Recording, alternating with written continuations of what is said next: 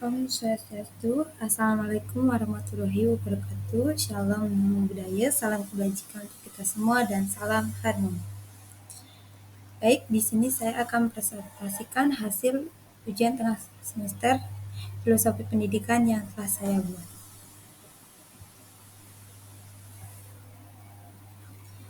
Baik, di sini saya akan perkenalkan diri. Perkenalkan, nama saya Niko Mandan Maheri dengan NIM 22110111033 dari kelas BKA semester 5.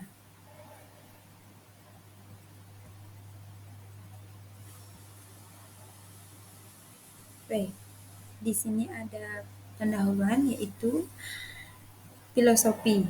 Berasal dari kata Yunani yaitu filosofia atau cinta kebijaksanaan. Adalah cabang ilmu yang berusaha untuk menemukan cara untuk memahami apa artinya hidup, realitas, dan eksistensi. Filosofi telah membentuk landasan berpikir kritis dan analisis, dan telah membantu manusia sepanjang sejarah menemukan jawaban atas pertanyaan-pertanyaan mendasar seperti keberadaan, kebenaran, moralitas, dan kesadaran diri. Filosofi membutuhkan introspeksi yang mendalam dan upaya untuk memahami hubungan antara manusia dan alam semesta. Filosofi mengajarkan manusia untuk berpikir secara sistematis dan objektif melalui berbagai cabangnya, seperti metafisika, etika, epistemologi, dan logika.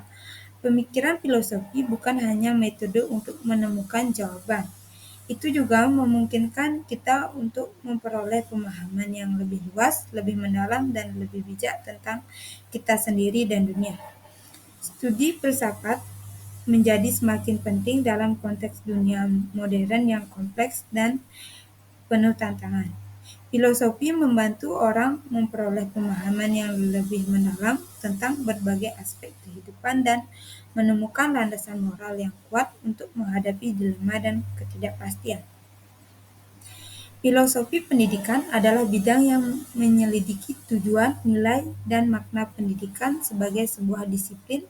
Filosofi pendidikan berusaha menjawab pertanyaan-pertanyaan dasar tentang apa yang seharusnya menjadi tujuan pendidikan, bagaimana manusia belajar, dan nilai apa yang harus ditanamkan dalam proses pembelajaran.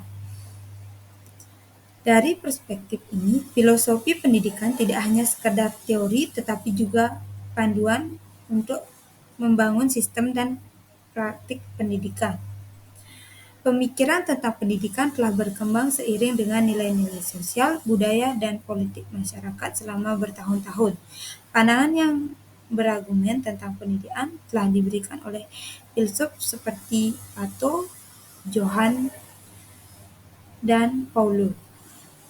Pandangan-pandangan ini mencakup pendidikan sebagai upaya untuk membangun karakter, membesarkan diri, dan membangun masyarakat yang adil dan demokratis.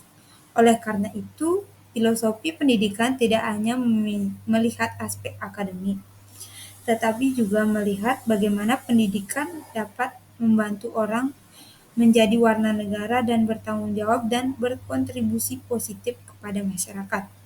Filosofi pendidikan tetap relevan dan mengarahkan bagaimana sistem pendidikan dapat berubah tanpa kehilangan prinsip-prinsip dasarnya di tengah perkembangan teknologi dan tantangan global saat ini.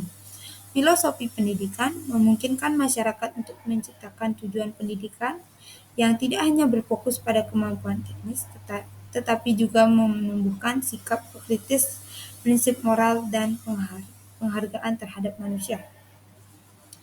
Filsafat tidak hanya berfokus pada pencairan pengetahuan, tetapi juga pada pembentukan cara berpikir yang kritis, logis, dan sistematis. Para filsuf seperti Socrates, Plato, dan Aristoteles hingga pemikiran modern seperti Immanuel Kant dan Friedrich Nietzsche telah menyumbangkan pandangan-pandangan mendalam yang mempengaruhi berbagai aspek kehidupan manusia mulai dari politik, etika, hingga ilmu pengetahuan. Dalam era modern, filosofi masih memiliki peran signifikan untuk memahami dunia yang semakin kompleks. Melalui filsafat, manusia diajak untuk berpikir lebih mendalam dan kritis mengenai nilai, makna, dan tujuan hidup, serta memberikan dasar bagi pengembangan ilmu pengetahuan dan kebudayaan. Oleh karena itu, studi filsafat menjadi penting untuk menggali pemahaman tentang dunia dan membantu manusia dalam menghadapi berbagai dilema dan tantangan kehidupan. Selanjutnya yaitu pokok pembahasan. Pokok pembahasannya yaitu ada 4. Yang pertama yaitu perbedaan antara filsafat pendidikan idealisme dan pragmatisme. Yang kedua yaitu pendekatan idealisme dan pragmatisme ditetapkan dalam sistem pendidikan di Indonesia. Yang ketiga yaitu pendekatan pragmatisme lebih relevan dalam pendidikan modern dibandingkan idealisme. Nah, yang terakhir yaitu kesimpulan pendapat saya mengenai filsafat pendidikan yang ideal bagi perkembangan generasi muda di masa depan. Langsung saja ke pembahasan pertama yaitu perbedaan antara filsafat pendidikan idealisme dan praktisme. Secara keseluruhan, garis besar yang membedakan idealisme dan praktisme dalam filsafat pendidikan terletak pada cara mereka melihat kebenaran, tujuan pendidikan, dan metode pembelajaran. Praktisme menekankan pada pembelajaran adaptif, pengalaman langsung, dan relevansi pendidikan dengan kehidupan sosial dan praktis. Dan idealisme menekankan pada nilai-nilai universal dan mengembangkan moral siswa melalui pengetahuan abadi yang dianggap penting untuk mencapai kesempurnaan diri. Kedua filsafat ini sama-sama penting dan kedua metode ini memberikan perspektif yang berharga untuk membangun sistem pendidikan yang dapat memenuhi kebutuhan dan tujuan pendidikan yang beragam. Perbedaan ini menunjukkan dua perspektif yang berbeda. Idealisme berfokus pada nilai-nilai yang stabil dan pencarian kebenaran yang konsisten. Pragmatis berfokus pada kemampuan untuk beradaptasi dengan perubahan, keterampilan aplikatif, dan pemecahan masalah yang efektif. Dalam hal pendidikan, keduanya memiliki nilai penting, tergantung pada tujuan dan kebutuhan individu dan masyarakat. Dan pembahasan yang kedua yaitu ada pendekatan idealisme dan pragmatisme ditetapkan dalam sistem pendidikan di Indonesia. Dalam sistem pendidikan di Indonesia, pendekatan idealisme dan pragmatisme keduanya ditetapkan untuk mencapai tujuan pendidikan nasional, yaitu mengembangkan potensi peserta didik agar menjadi manusia yang beriman, bertakwa, dan berakhlak mulia, serta memiliki keterampilan untuk berperan aktif dalam masyarakat. Di sini saya menemukan 3 contoh, yaitu yang pertama pendidikan karakter moral. Di Indonesia fokus pendidikan karakter adalah idealisme. Kurikulum 2013 misalnya menetapkan pendidikan karakter seperti elemen penting.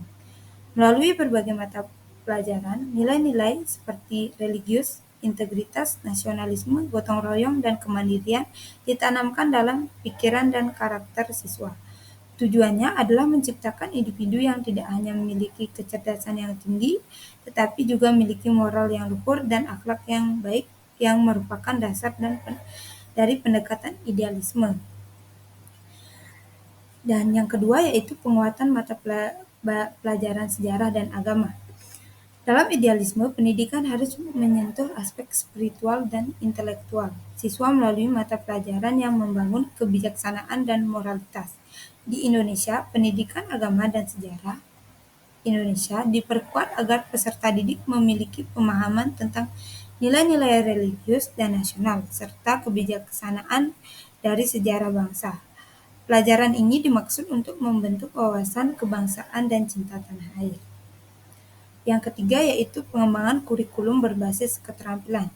Kurikulum di Indonesia juga mulai mengutamakan keterampilan pada abad ke-21, seperti berpikir kritis, keterampilan komunikasi, kolaborasi, dan kreativitas. Ini adalah bagian dari pragmatisme yang mempersiapkan siswa untuk menjadi pembelajar sepanjang hayat yang adaptif terhadap perkembangan zaman. Tujuan dari keterampilan ini adalah agar siswa memiliki fleksibilitas dan kemampuan untuk menyelesaikan masalah dalam berbagai situasi yang nyata di dunia nyata maupun di sekolah. Secara keseluruhan, sistem pendidikan di Indonesia menggabungkan idealisme dan pragmatisme untuk menghasilkan siswa yang bermoral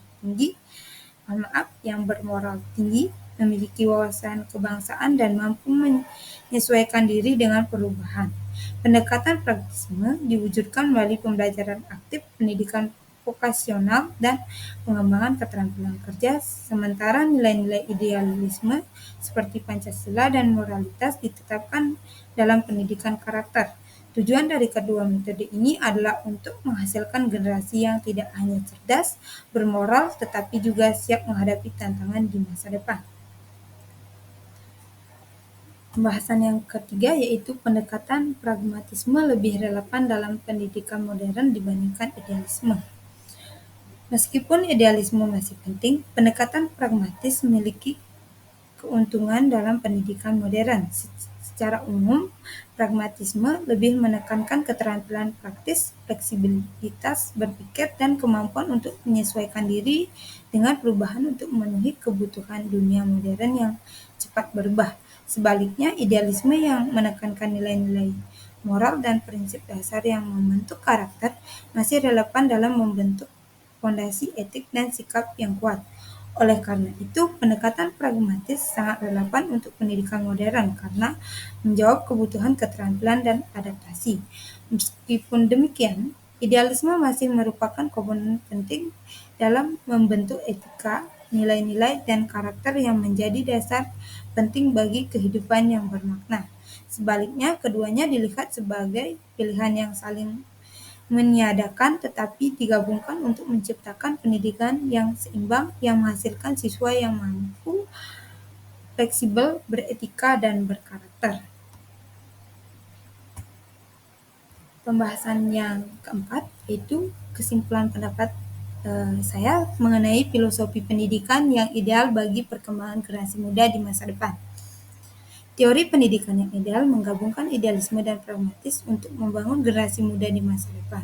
Pendidikan harus memberi siswa keterampilan praktis, membangun berpikir kritis, dan kemampuan adaptasi yang mereka siap menghadapi dunia yang berubah dengan cepat. Pada saat yang sama, pendidikan juga harus menanamkan prinsip-prinsip etika, moral, karakter kuat yang membimbing mereka untuk berperilaku bijaksana dan bertanggung jawab. Dengan menggunakan pendekatan pragmatis, generasi muda akan memiliki keterampilan yang relevan dan fleksibel untuk beradaptasi dengan kemampuan teknologi, menjawab tantangan dunia nyata, dan berinovasi. Namun, elemen idealisme menekankan betapa pentingnya identitas diri, kebijaksanaan, dan tanggung jawab sosial semuanya berfungsi sebagai dasar moral dan etis untuk menjalani hidup. Menurut filosofi pendidikan yang ideal, generasi muda harus menjadi pembelajar sepanjang hayat yang menyeimbangkan kemampuan teknis dengan prinsip moral. Dengan kombinasi ini, mereka akan tumbuh menjadi orang yang sukses secara profesional dan dapat Dengan kombinasi ini, mereka akan tumbuh menjadi orang yang sukses secara profesional dan dapat memberikan kontribusi positif dan bermakna bagi masyarakat dan lingkungan mereka. Baik, eh, mohon maaf, kesimpulan dari materi yang dapat saya berikan yaitu filosofi pendidikan adalah kerangka pemikiran yang mendasari tujuan, nilai, dan metode dalam proses pendidikan. Dua pendekatan utama yang saling dibicarakan dalam hal ini adalah idealisme dan pragmatisme. Keduanya menawarkan perspektif yang berbeda tetapi saling melengkapi tentang bagaimana membuat sistem pendidikan yang efektif dan relevan. Idealisme menekankan pencairan kebenaran, nilai-nilai moral, dan pembentukan karakter yang luhur. Tujuan pendidikan ideal adalah untuk menghasilkan orang yang tidak hanya cerdas secara kognitif tetapi juga memiliki kompas moral yang kuat. Metode ini melihat pendidikan sebagai cara untuk mencapai kesempurnaan dan pengembangan jiwa, dengan menekankan pada gagasan dan prinsip yang telah terbukti valid. Pendidikan pragmatis menekankan relevansi praktis dan keterampilan yang dapat diterapkan dalam kehidupan nyata. Pendekatan ini menentukan kebenaran terhadap perubahan. Tujuan pendidikan pragmatis adalah untuk mendidik siswa yang hidup dalam masyarakat yang dinamis dan memiliki kemampuan berpikir kritis dan inovasi yang diperlukan untuk menghadapi tantangan dunia modern. Secara keseluruhan, pendidikan yang menggabungkan idealisme dan pragmatisme menciptakan lingkungan belajar yang seimbang di mana siswa dididik untuk menjadi orang yang cerdas, bermoral, dan siap untuk beradaptasi dalam perubahan.